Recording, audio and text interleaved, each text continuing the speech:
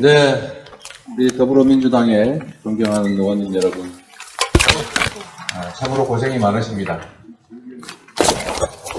그러나 우리가 겪는 어려움보다는 우리 국민들이 현장에서 겪는 어려움이 훨씬 크고 깊을 것이라고 생각합니다. 우리 국민들께서 정권의 무능함과 이 폭력 때문에 불안하고 힘든 상황에서 어딘가 기댈 만한 곳이 있었으면 하는 것 같습니다.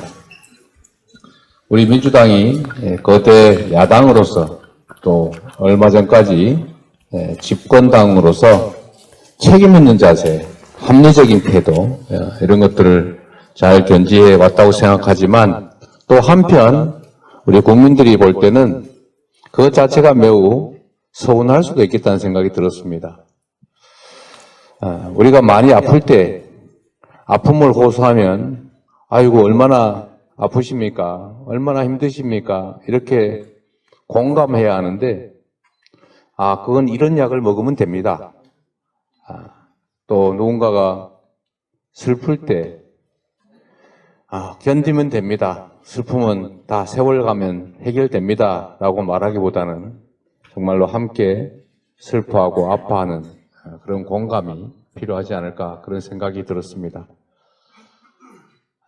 제가 2, 3일 사이에도 좀 상황들을 들어보면 윤석열 대통령이 무슨 연찬회인가 가서 하늘을 향해서 주먹을 들어 올린 그 일 이후로 아마 상임위에 질의하시고 답변 받으시는 의원님들도 느끼시겠지만 많은 분들이 그런 말씀을 하세요. 정부 강요들의 공직자들의 태도가 바뀐 것 같다. 그렇게 말씀하십니다.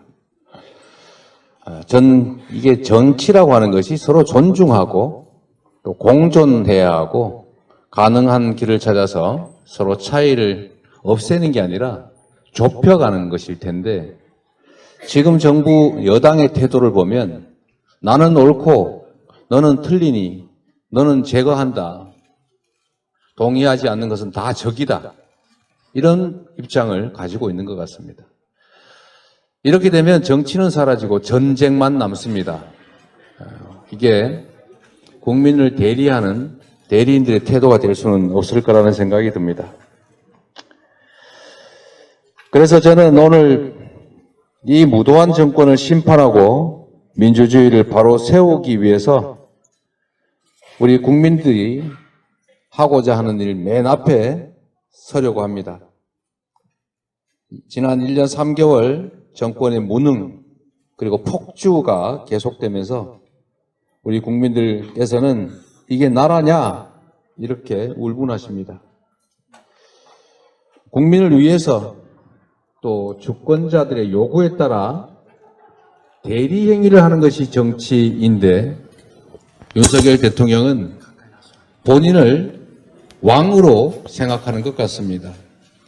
국민의 삶을 방치하고 통제하고 지배하는 데 주력하고 국민의 불안함을 호소하는 목소리를 괴담이라고 치부하고 또 심지어 1+1 운운하면서 국민을 향해 싸우겠다고 선전포고까지 했습니다. 우리 대한민국이 국민의 삶이 이 집권 여당과 대통령에 의해서 무너져 내리기 때문에 싸우는 것 외에는 더 이상 길이 없다라고 생각하고 할 수 있는 최대한의 일이 이 길이어서 그 길을 선택했습니다. 태평양 바다에 핵 폐수가 퍼지고 인류 역사상 유례없는 일이 벌어지고 있습니다. 우리 어민, 국민 그 누구도 잘못한 사람이 없고 책임이 없습니다. 그런데 피해는 우리의 몫입니다. 정부가 막아주기는커녕 오히려 일본에 동조하면서 일본의 핵폐수 방류를 합리화시켜 줬기 때문입니다.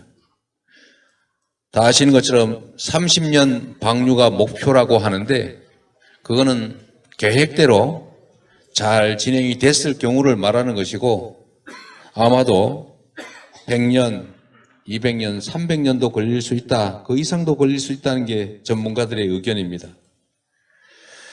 우리 바다 영해 주권이 침범당하고 우리 국민들의 삶이 위협받고 있는데 우리 정부는 오염수가 아니라 처리수다 이렇게 명칭병명을 하겠다고 합니다. 이해할 수 없는 대한민국 정부 또는 대한민국 국민의 대표로서는 도저히 할 수 없는 언행들로 생각이 됩니다. 국민을 주권자로 여긴다면, 국민을 두려워한다면 결코 할 수 없는 행태로 보입니다.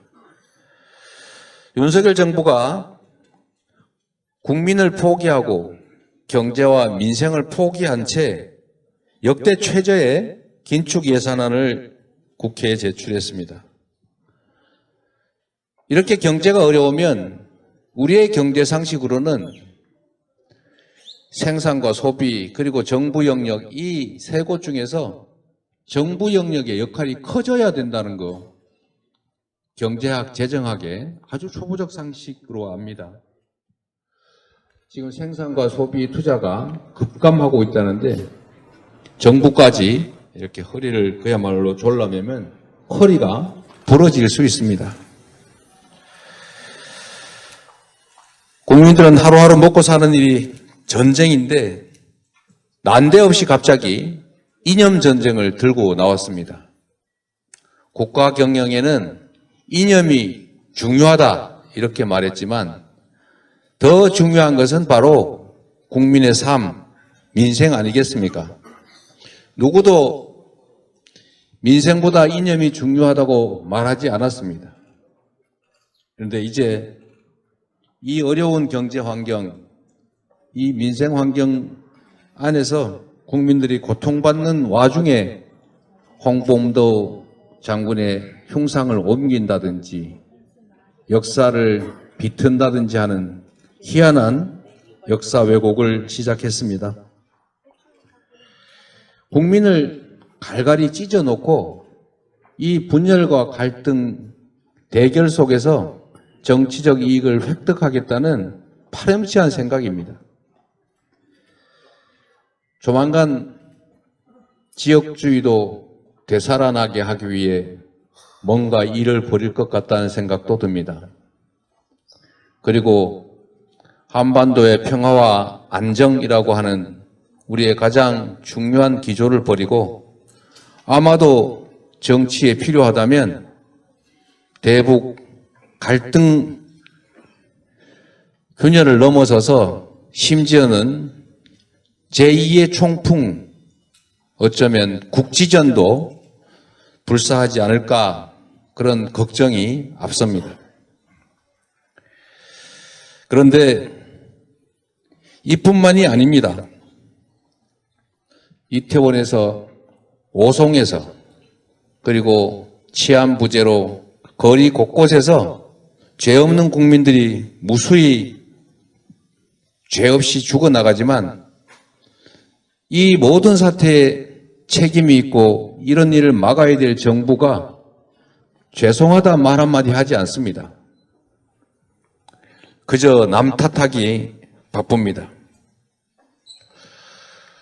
지금 한 해병이 억울하게 국가의 부름에 응했다가 사망했는데 그 원인을 철저히 밝혀서 재발 방지 대책을 마련하고 그 억울함을 풀어줘야 됨에도 불구하고 오히려 그 진상을 은폐하고 진상을 밝히려는 수사단장을 심지어 구속하겠다는 이런 황당한 일을 벌이고 있습니다.